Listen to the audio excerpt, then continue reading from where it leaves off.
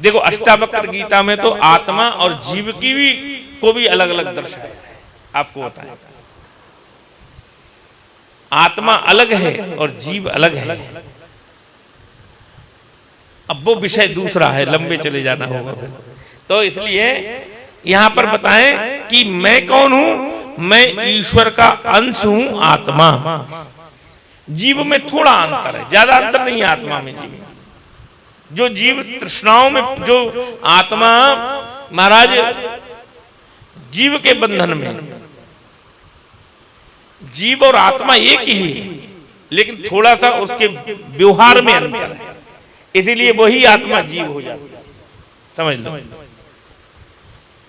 आपको बताएं, कभी अष्टावक्र गीता पे प्रकाश डाल रहा हुआ तो कहेंगे। तो आत्मा और जीव जो सांसारिक बंधनों में बंधी हुई है वह जीव है, और जो इनसे मुक्त है वो आत्मा है। समझ लीजिए, आत्मा ईश्वर का अंश है और जीव जो है वो माया के अधीनस्थ हो गया है। समझ लीजिए, तो वो जीव हो गया। जैसे एक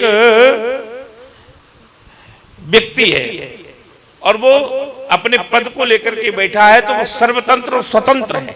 आप समझ लीजिए ध्यान से, हमने किसी पद को ग्रहण कर लिया, कोई भी सरकारी नौकरी मान लीजिए है, लेकिन वो हर पद स्वतंत्र है। लेकिन अगर उसने किसी से 100 रुपए खा लिए तो वो परतंत्र हो गया, नहीं हो गया।